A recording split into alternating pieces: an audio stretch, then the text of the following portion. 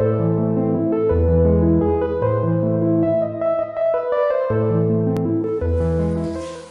continue toujours avec la leçon qui concerne la réflexion et le guidage des ondes électromagnétiques.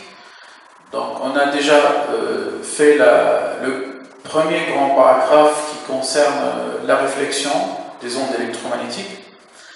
Je rappelle qu'on a donc calculé le champ électromagnétique réfléchi, on a calculé aussi le champ électromagnétique résultant, on a déterminé les densités surfaciques de charge et de courant, on a déterminé la force ainsi que la pression de radiation exercée par cette onde sur le conducteur parfait, et on a distingué deux cas. On a distingué le cas de l'incidence normale du cas de l'incidence oblique.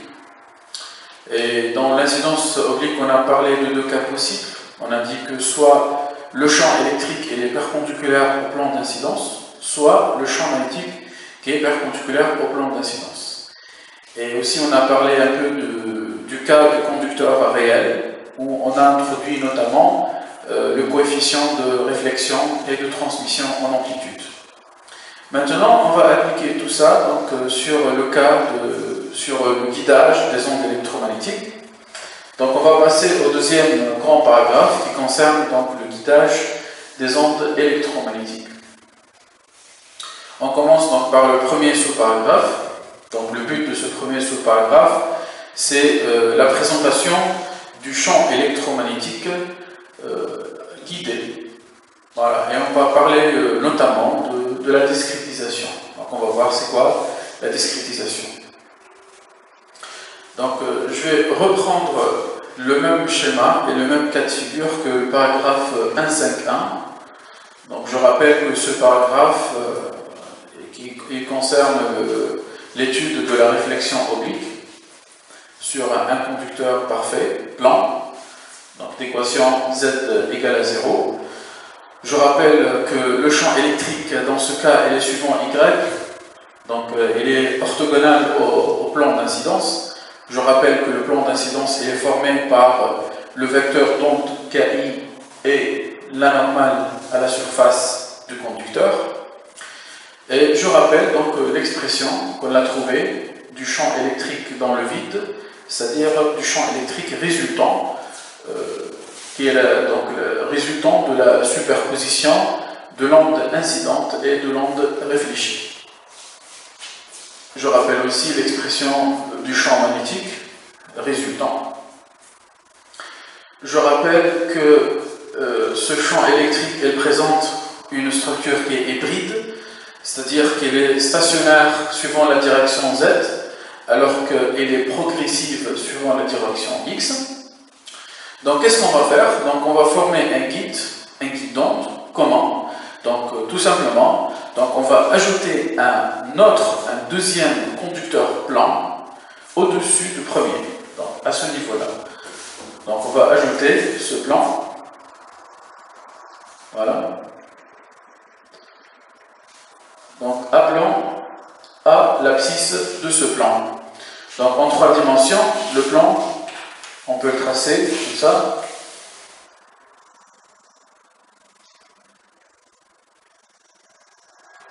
Voilà. Donc on a deux plans conducteurs parfaits. Donc ces deux plans peuvent jouer le rôle d'un guide-onde. Donc c'est quoi un guide-onde? Donc ce système donc, va guider l'onde suivant une direction bien déterminée. Donc ici, la direction de propagation, c'est X. D'ailleurs, dans l'expression du champ électrique, on voit qu'il y a couplage entre X et le temps. Donc ce deuxième conducteur qu'on a ajouté, plan, il va donc imposer une deuxième condition aux limites au champ électrique. D'ailleurs, on voit ici que le champ électrique, il est suivant Y, donc ce champ, il est bien tangent, il est bien parallèle au plan Z égale à A. Donc le champ, il est comme ça, et donc le plan, il est comme ça, donc il est parallèle à ce plan. Voilà. Donc on va essayer de déterminer la condition aux limites impliquée, imposée par ce plan sur le champ électrique. Donc on écrit l'égalité du champ électrique pour Z égale à A, égalité parce qu'on a dit que le champ il est continu. Donc E vide pour Z égale à A, donc égal à E métal parfait. Et on sait que le champ dans le métal parfait il est nul. Donc pour Z égale à A, le champ il est nul. Et cette condition elle est imposée quel que soit X, Y et T. Parce que c'est une condition sur Z. Donc ceci veut dire que sinus égale à 0. Donc sinus K0 cos alpha Z égale à 0. Donc ceci veut dire que K0 cos alpha, donc Z égale à A. Donc on a ici Z égale à A.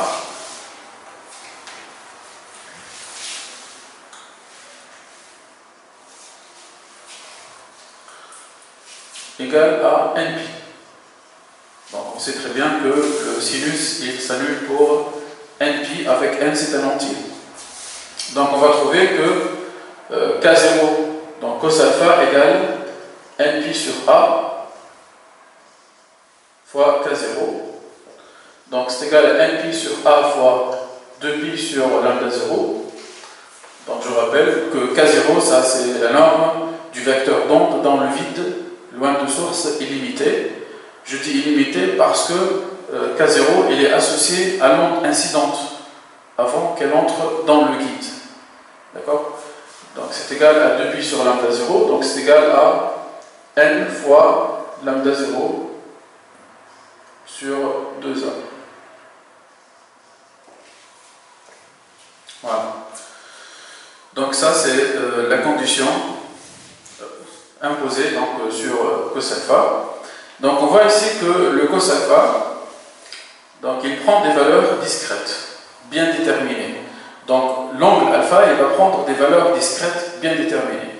Donc on peut ajouter un indice n pour alpha, donc pour dire qu'il est discrétisé. Donc d'où la discrétisation de l'angle alpha, et par suite, d'où la discrétisation du vecteur d'onde Ki.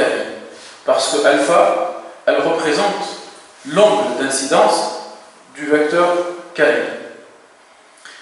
C'est-à-dire que le deuxième conducteur, il va imposer une condition sur l'incidence, sur l'angle d'incidence, pour que l'onde résultante puisse se propager à l'intérieur du guide.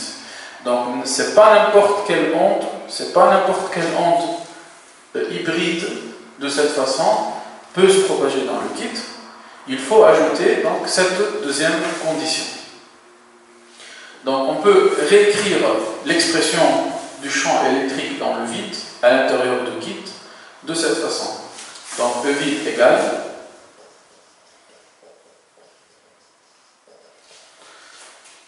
moins de E0i sinus NP sur A Z.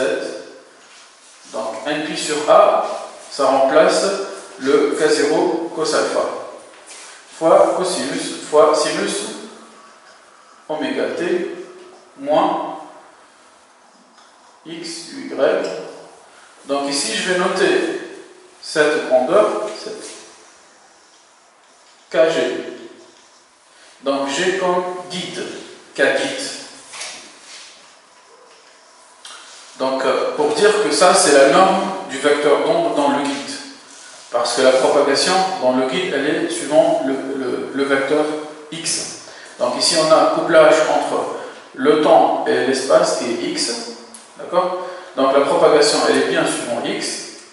Et on a bien donc, cette amplitude du champ électrique qui vérifie les deux conditions aux limites imposées par les deux conducteurs. Donc si on remplace z par 0, donc on va trouver 0. Et si on remplace z par a, on va aussi trouver 0.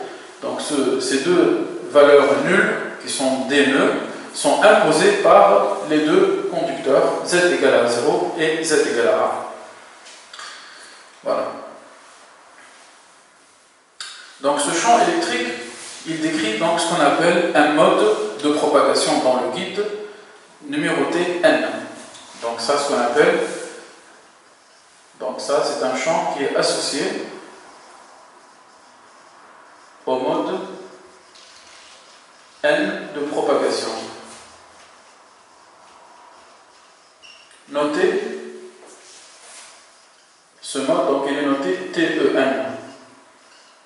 TEN. Donc pourquoi TEN? Donc TE veut dire transverse électrique.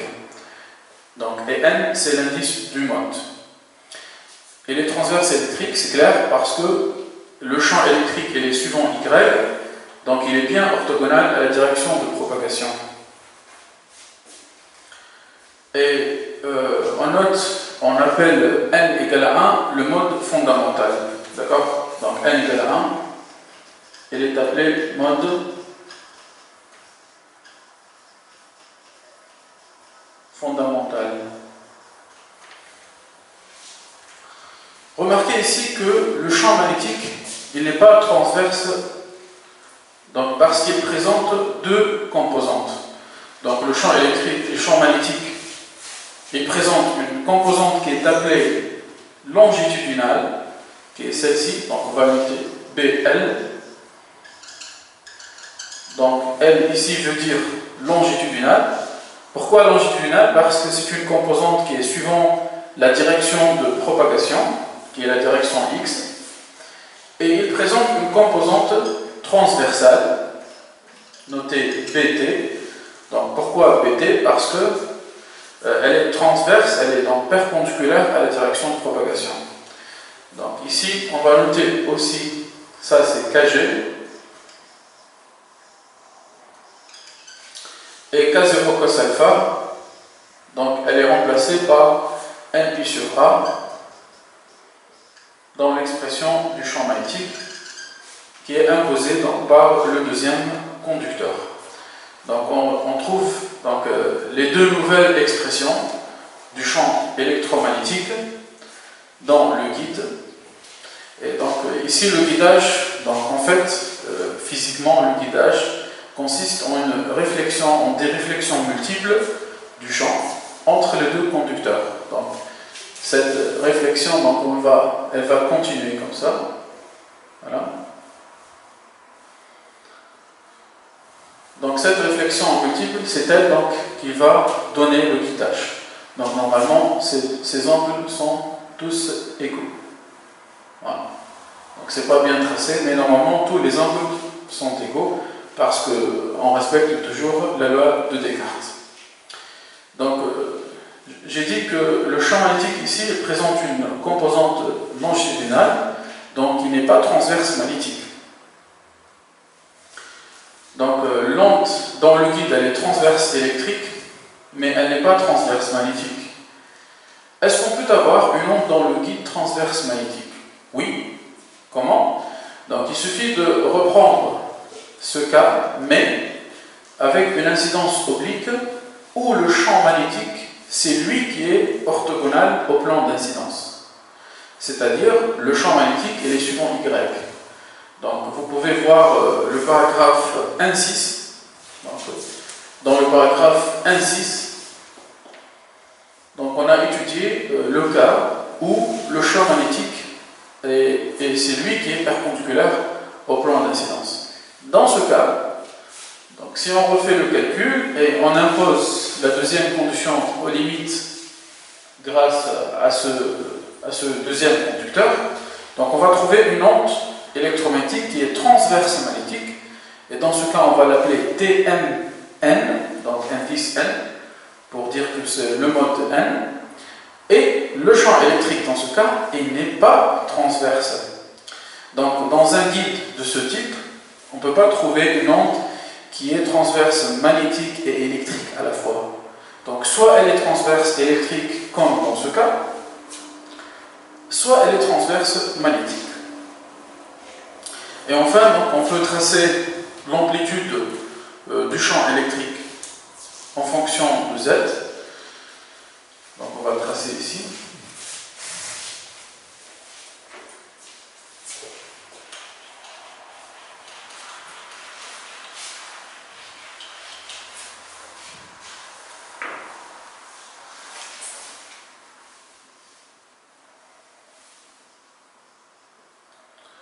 Donc ça c'est, on va dire, donc ça c'est l'axe Z. Donc ça c'est première limite en Z égale à 0, deuxième limite en Z égale à A. La forme de l'amplitude, donc ça c'est l'amplitude, donc l'amplitude c'est la valeur absolue, donc E amplitude c'est la valeur absolue de 2E0i sinus NP sur AZ. Donc on voit très bien que l'amplitude, elle dépend de l'entier n, c'est-à-dire donc la forme de l'amplitude du champ électrique, elle dépend du mode. Donc on va tracer l'amplitude pour le mode n égale à 1, qui est le mode fondamental, et pour le mode n égale à 2.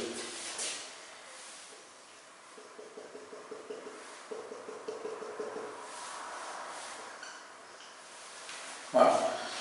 Donc ça c'est en fait l'axe de l'amplitude.